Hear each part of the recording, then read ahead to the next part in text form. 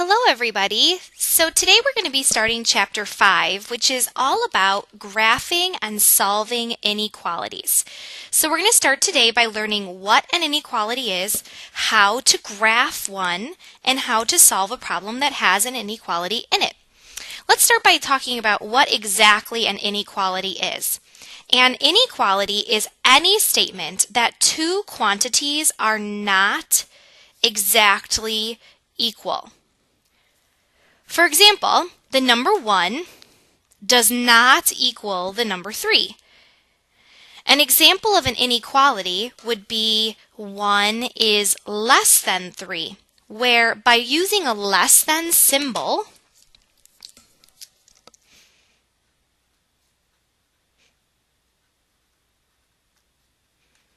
what we are doing is showing that these numbers are not equal, and as a matter of fact, the 1 is smaller than the 3.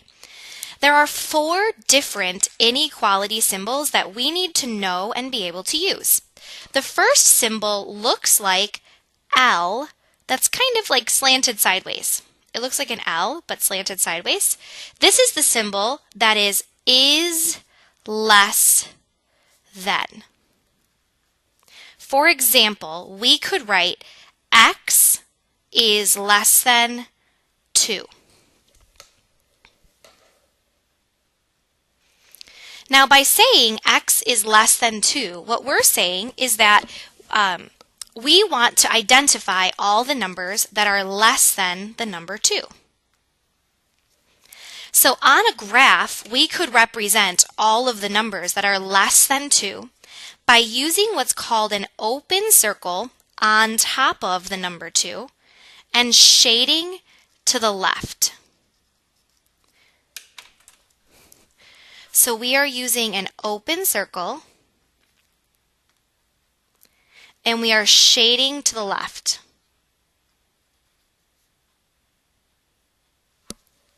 Because on a number line, the numbers that are less are always on the left side of the number line. Those are the smaller numbers. Now another symbol would be less than or equal to. It looks like a less than symbol, but with a little line underneath. This is a combination of the symbol less than and the symbol equal to. What we would say in words is less than or equal to. And an example of what we could write would be x is less than or equal to the number 2. So that symbol means all of this. Now, how would we graph this? Well, it's very similar to how we would graph a less than. The only difference is that in the less than problem, we only want the numbers that are smaller. But in the less than or equal to problem, it is okay to be less than or to be equal to that number. So what we're going to do here is use what's called a closed circle. By filling in that circle, as opposed to leaving it open, what we're doing is showing it's okay to equal the number 2 this time, and then shade to the left. So this time we would say that we use an open circle, we use a closed circle, and that we shade left.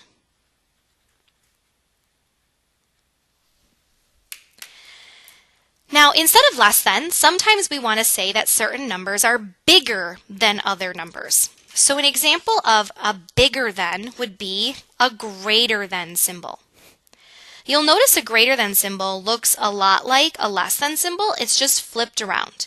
So the way you can remember this is that the less than looks like an L, which is the first letter of the word less than. Whereas if it doesn't look like an L, then it's a greater than.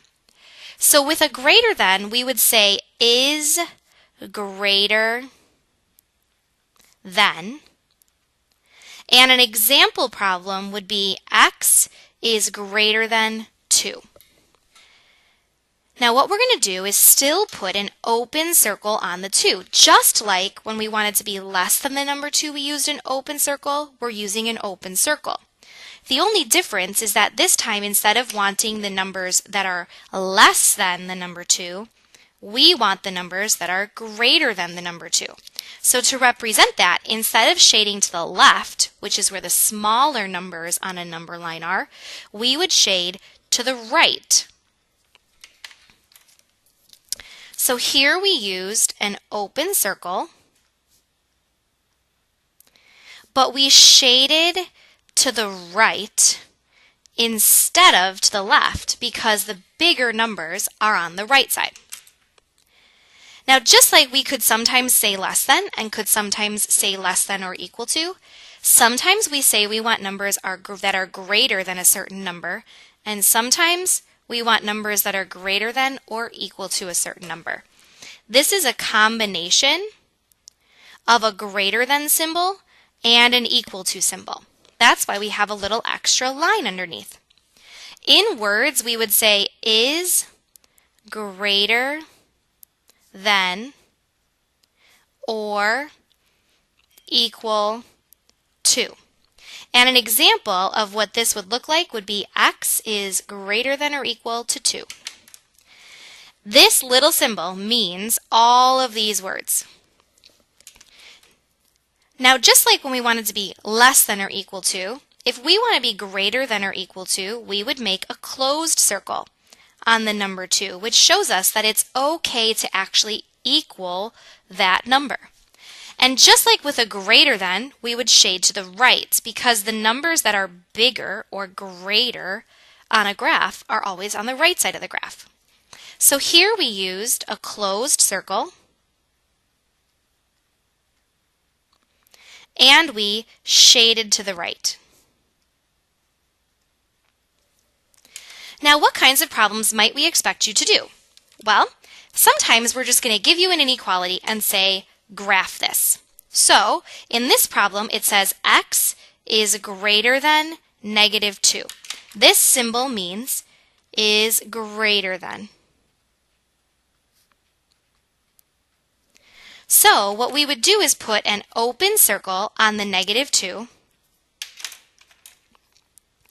because there's no equal to symbol, and we would shade to the right because greater than means shade to the right. Now, in the next problem where it says x is less than or equal to 1,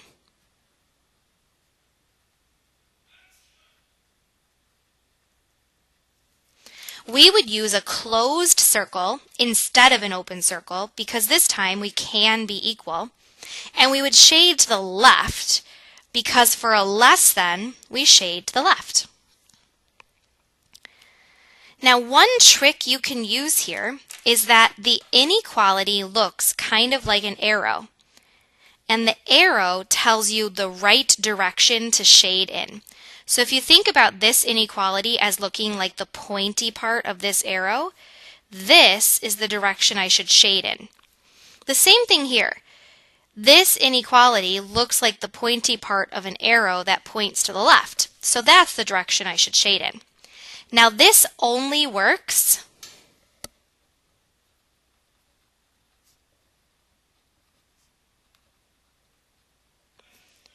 when the problem is written with the variable first.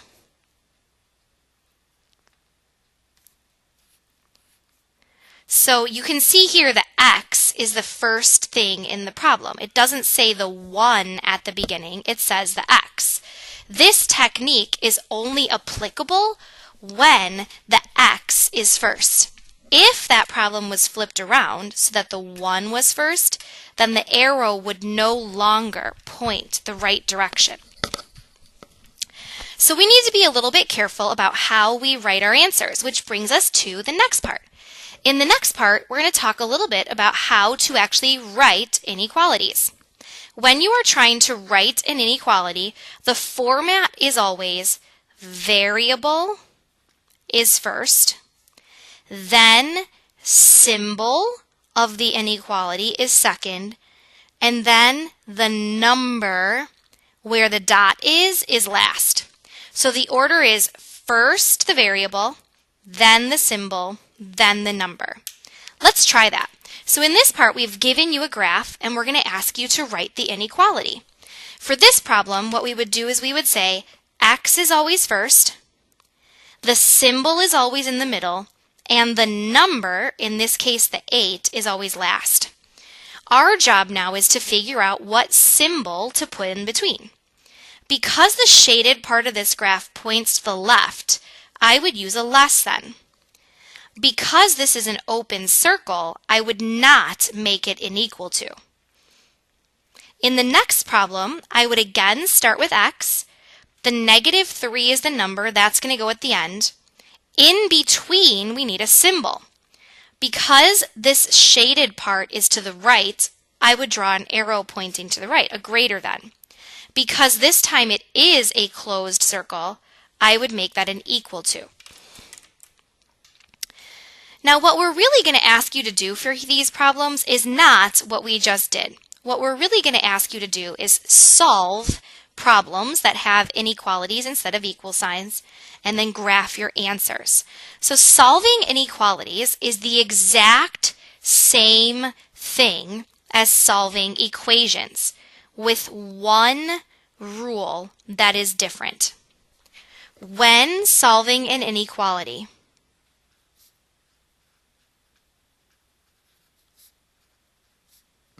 so this only applies to inequalities, which means it has to have one of those special symbols. If you ever multiply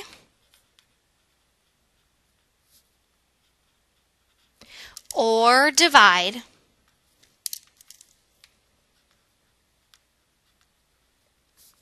by a negative number,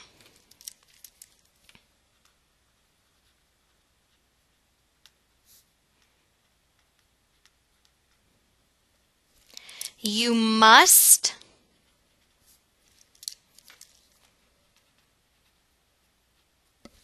flip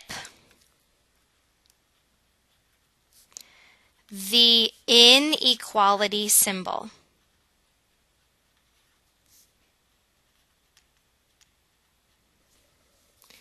So this is the big idea. You have to flip the inequality symbol. So what do I mean by that? For example, if your original symbol was a greater than, the symbol would flip over and become a less than. If your original symbol was a less than or equal to, the symbol would flip over and become a greater than or equal to. Let's go through an example where we have to solve an inequality in the same way that we would normally solve an equation, and see what this kind of problem is going to look like. We need to remember that we're going to use an open circle when there's a less than or a greater than, and that means the symbol is going to look like this on the graph. And we need to use a closed circle, which looks like a circle that got filled in, whenever there's a greater than or equal to, or whenever there's a less than or equal to. So let's try solving a problem and see what happens. Just like when we solve the equations, we're going to start by drawing a line through our inequality instead of our equal sign. Now we need to get the x's together because we want all the variables to be together. So we would subtract x on both sides of this equation. Now the 5 is going to drop down, and the minus 3x and the negative x are going to combine and make negative 4x. I'm going to drop down my inequality symbol, and I'm going to drop down the 13. Next, I'm going to look for moving the 5. I need to get the numbers together. So I'm going to subtract 5 on both sides, and I get negative 4x is less than or equal to. When I combine 13 minus 5, I get 8. Last but not least, we're going to divide by negative 4 on both sides. But wait, here, right here, we are dividing by a negative number. So something special is going to happen. I'm still going to get x, and I'm still going to get negative 2. But this symbol is going to become a greater than or equal to. It's going to flip over. Now, why is that important? Well, it changes the way we make our graph. So in this graph, we would put a closed circle on the negative 2, and then we would shade to the right. If we had not flipped our inequality, we would have ended up shading to the left. It would have completely changed our graph.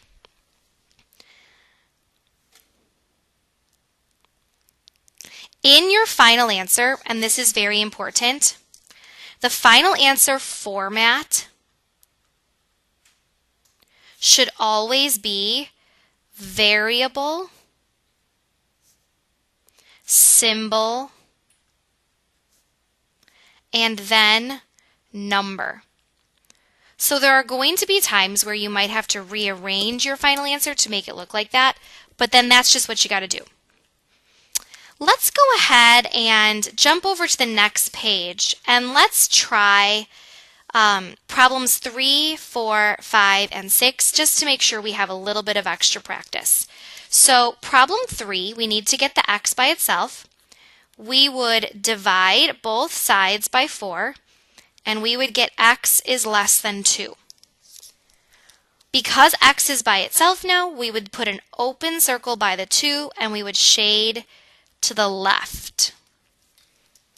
In problem number 4, to get x by itself, we would multiply by negative 3 on both sides. But as soon as you realize that you multiplied by a negative,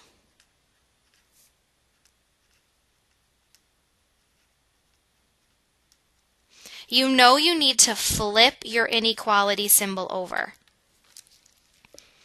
Now your x would still drop down, and 2 times negative 3 is negative 6, so we would put an open circle on the negative 6 and shade to the left.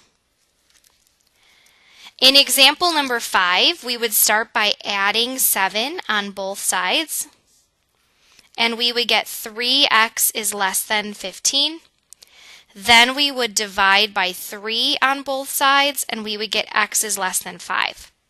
Because x is by itself now, we're just going to put an open circle on the 5, shade to the left. We're going to go ahead and stop there for today. Thank you so much for watching. I know this was a bit of a longer video. We will definitely be talking about this in class tomorrow and go over some more examples if we need to. Have a great night.